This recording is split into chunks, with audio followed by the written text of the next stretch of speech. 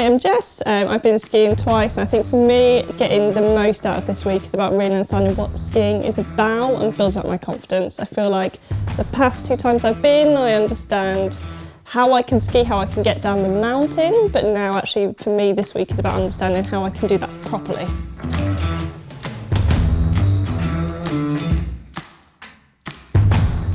You know, I was talking about the need for carrying a sort of stance, as a sort of posture. There's a better posture and a less good posture and a whole load of them. And I was saying that it isn't a fixed posture. You can't hold that posture down the whole slope. But you can think of it as one instructor used to call it his home base. So this is the home base. And whenever I get thrown off it, I want to return to it. And that gives me stability. And it's very different to how we stand at home. We spend 51 weeks of the year, and we spend it on a horizontal surface which has a lot of friction, is very level, and the best way to stand on it is upright. That's about the worst way to stand on a pair of skis when you're not on a horizontal, high friction, flat surface. And this posture thing was quite interesting because as each skiing nation developed, they each developed a different sort of posture that they encouraged their pupils to take up. And it was all to do with style and differentiating their product from somebody else's product. So the French adopted this sort of posture, and the Austrians developed that sort of posture, and the Swiss developed a different, the Italians had a different one, and so forth. Which can't be right, because the whole system is actually driven by physics, so there must be one sort of optimum posture. So what happened was that in order to differentiate their product from somebody else's product, they developed a slightly different style, and so the stances that they suggested that you adopted were actually style-based rather than function-based. But when you watch racers, they don't have a different style. Every racer from every country looks exactly the same. You can't distinguish one from the other. Once the coaches started really watching the skiers, the racers, and learning from the racers, they realized that there was an optimum sort of stance to adopt, which is what we're going to practice in a few minutes. And it's very different to the stance, as I mentioned, very different to the stance that we adopt at home. We don't want to be standing upright. We want to be standing upright at home and on a level floor, on a horizontal surface. Why? The reason we stand upright is it's the most appropriate stance. Our mass is pressing downwards on Mother Earth, and Mother Earth is pressing in the exactly opposite direction, straight up through us. The reason it's appropriate on the ground is because of the fact that we're not standing up, we're standing perpendicular to the horizontal floor that we're standing on. If you tilt that floor, then the new perpendicular is that way, not that way. So the two of them move together. And so the stance that we're going to have a look at, and then afterwards we'll use one of my childlike ideas, my childlike imaginary things, the tools that we use, is going to help us to relate to when we're flowing down a slope. And to do that, we're going to need to flex our ankles. These are what is often referred to as the 3 skiing joints. You've got your ankle, your knee, and flexing at the hip. When you've done those 3, then we want to incline our body, our torso, our back. We want to incline our torso forwards. And all of this is designed to stop us tending to sit backwards onto the tails of the skis, because the tails of the skis aren't what do the work. Skis are rather like poorly paid restaurant staff. It's the tips that matter. And so all of this is designed to ensure that while we may be centered on the ski, nevertheless, it's the tips that are being given preference. And that's what this posture is all about. And it's not natural. It's almost slouching. You remember that television series where they had Kevin and he used to say, "Oh, not me, it's not fair." Well, it's a bit like that. You have to adopt a sort of Kevin attitude and say, "Oh, it's not me."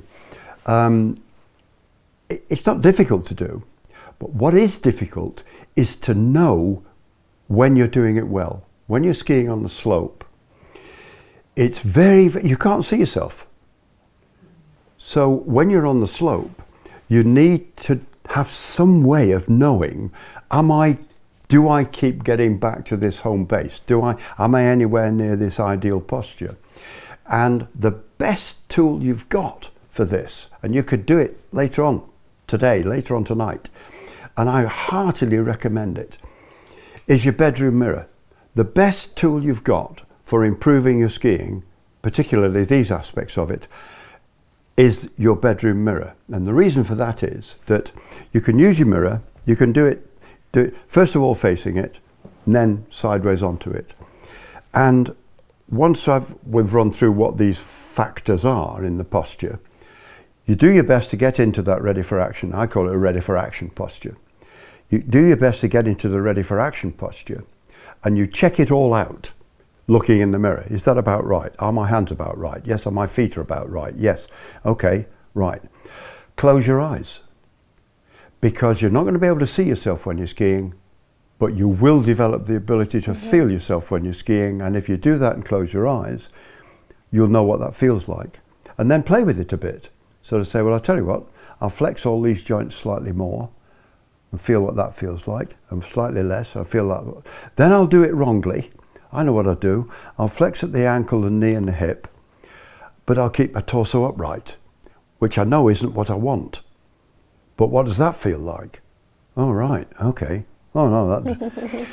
The next thing to do is to do it sideways on, because sideways on, you want to have your shape, what I call a sloppy S. Because of the flex of your skiing joints, you're in an S shape, but it's a sloppy S, because it's not stiff. You want to be able to do a bit more and a bit less. And so if your mirror's here and you stand sideways on, you say, right, have I got it about right here? Yeah, everything's about right. Look sideways on, about right. Have I got my back sloping at least as much forward as my shins, maybe more? Yeah, okay. Turn to face the way you would be going if you were skiing, and then feel that. And then flex a bit more.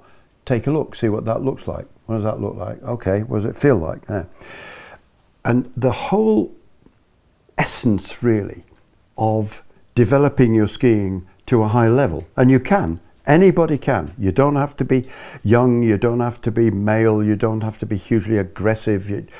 Anybody can do it if you just follow the simple rules, and they are simple. Doing it isn't necessarily easy, but it's simple.